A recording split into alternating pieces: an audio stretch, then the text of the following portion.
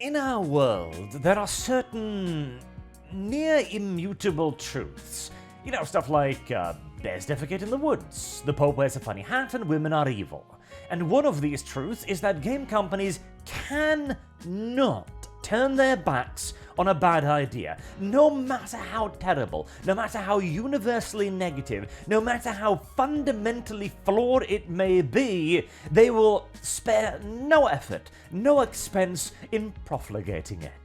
And we have now reached the next level of incredibly expensive and time-consuming ways in which we can do this, as gaming companies, Ubisoft and ArenaNet in particular, have decided to take the next step in the war on people saying mean things on the internet. Yeah. Stopping that is about as worthwhile an endeavor as trying to pick up the ocean with your hands, but details. See aforementioned point for why that is hardly going to stop them. As we've got another interesting little tidbit here from Amazon. Tackling toxicity in player chat for games. Now, this is hardly a new thing. We've actually seen this for quite some while, with various companies trying to introduce rules and regulations and checks and balances to make sure that people can't say mean things in video games. By and large, this has resulted in, well, extraordinarily draconian enforcement, leading to people... well, see, this is, I was playing Dota again the other day, or more like 6 months ago, really, but hey, other day in old people terms, right? And I remember seeing a chat conversation in the comment chat. It was basically saying, like, how do you not get banned? And one person just chimed in and said, like, okay, you don't communicate in any way whatsoever. You do not use the in-game communication wheel, you do not speak in in-game voice chat, and you certainly do not type. Because if there is any sort of trace of electronic communication, that is enough for somebody to report you. And if enough people then report you in simply a good old-fashioned gangbang, Blizzard will... God help me, Valve, third time's the charm, will not actually have the manpower and the, well, give a shit to check it. They will simply see that you've been reported by your entire team, assume you to be a toxic douchebag, and throw your ass on the garbage heap. Simple as. And this kind of echoes that. Ubisoft and ArenaNet have both identified toxicity as a major and growing problem for them. I imagine it is a growing problem, yes. As you continue to examine it under a microscope, the amoeba, amused by your continued scrutiny, find new and innovative ways to piss you off. They are looking for ways to identify toxic content in text chat environments, profile players so they can quickly identify known trolls. I love this one. They're going to actually build a registry of trollish behavior so that they can profile your ass.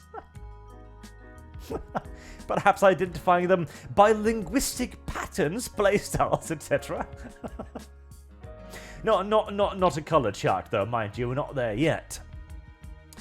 The challenges are that each game is a fantasy universe. Inside each game, there's a unique nomenclature that the system would need to learn.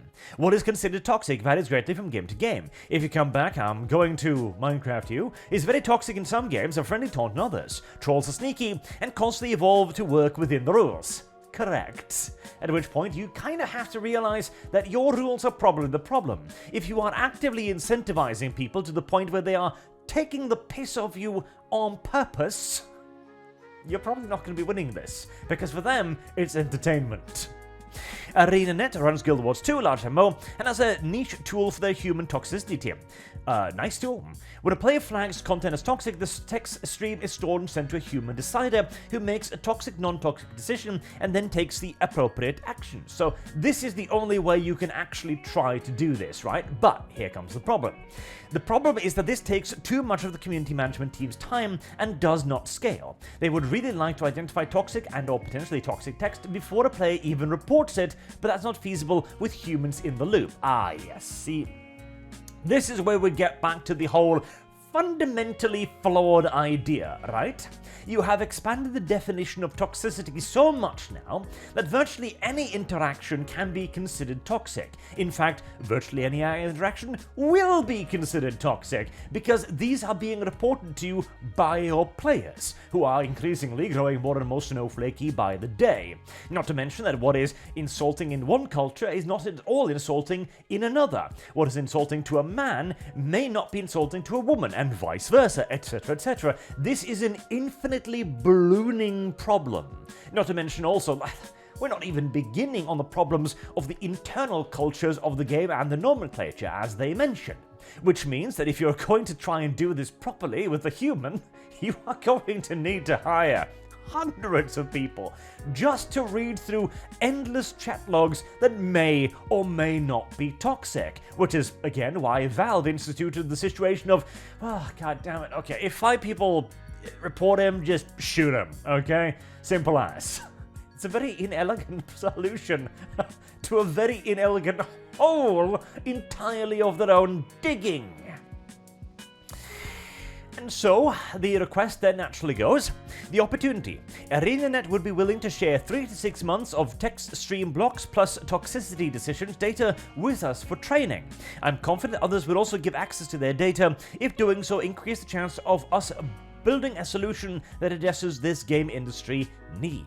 So what they're talking about here is creating a form of AI, a basic one probably, that is capable of identifying toxic behavior in real time, that will be constantly monitoring all in-game chats and presumably private messages, etc., looking for profiled people, so they may take actions against them before a human has any opportunity to actually get in there and go, no, bad robot, bad. This is kind of the system that YouTube has created, mind you, by the way, which is the thing too. In theory, this is a possible solution, right? In theory, it absolutely is. If you could write a complex enough AI, or virtual AR, or simply just a large language model in this case, really, that is capable of identifying any and all forms of toxicity, and then also able to eliminate any and all forms of context, this could potentially be a functional solution, at least for a while, until definitions need to increase, until the players realize, hold on, if I say this, this, and this, I get yeeted. But if I just change it around a little bit, other humans will understand what I mean, but the AI won't, and so on and so on. It will be an unending arms race between the AI and the people having fun fucking with the AI. And there is really only one winner in this conflict.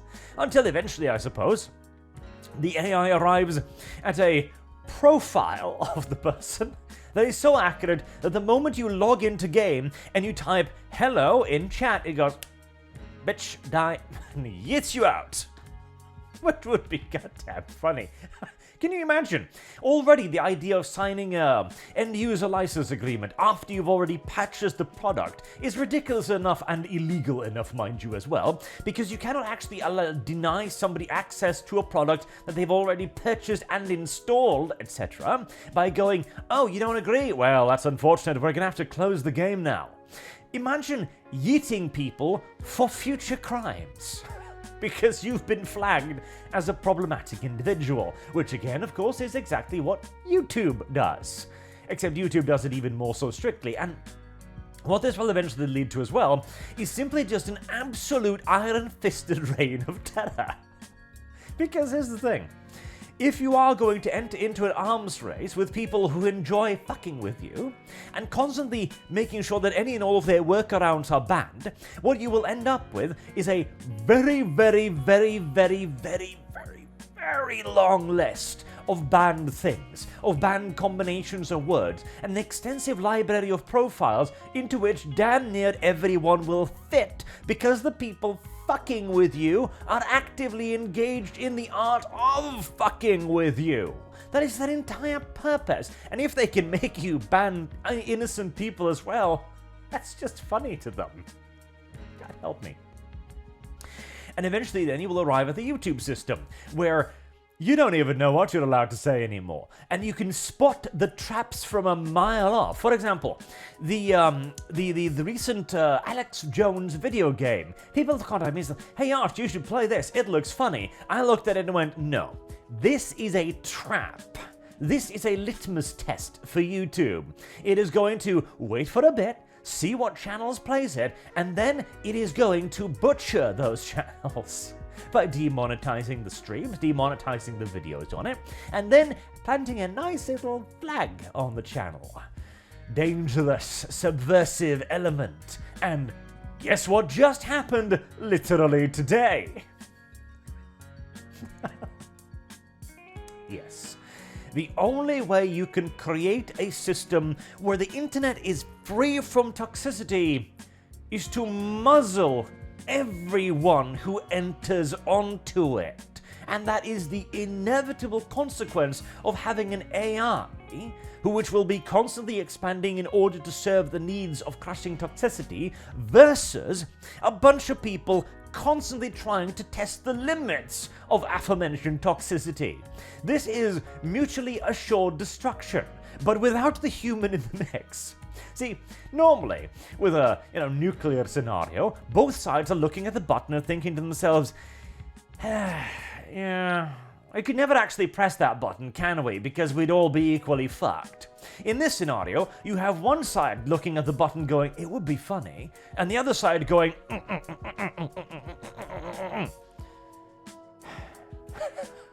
It's a very bad solution to a problem that does not need to exist. You know what the solution to toxic behavior on the internet is? Mute them. Block them. And if you cannot bring yourself to commit to the labor required to click on their name, open the submenu, and choose block, you could alternatively simply fucking grow a thicker skin. And I know, easier said than done perhaps, but you are engaging with the internet. The internet is always going to be aggressive. It is always going to be toxic because of the ways our goddamn brains work. When we see a block of text, we do not see a person, we see a block of text. So unless we are going to rewrite the human species, this is simply how it's going to be. And frankly, I'm leaning more and more towards giving people tests as to whether or not they should be allowed on the internet, rather than regulating speech that is already on it.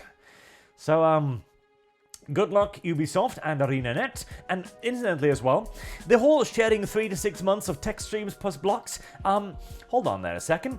In an era where we are constantly arguing about whether or not people have the rights to use data for AI, have you signed an agreement in your end-user license agreement or your terms of service where the players of Ubisoft or ArenaNet games give away their rights to this data? Have you specifically told them that you are going to be using it to train the AI intended to oppress them? Because if you haven't, I do believe you might be falling afoul of some of your own regulation. But hey, is that even relevant? No, because companies are already legislating via end-user license agreements anyways, and they'll simply just make up some more rules to fit their own purposes. Cyberpunk dystopia and all that. Until next time, I've been Arch. Thank you very much for listening, and I hope to see you all again soon. Have a good day.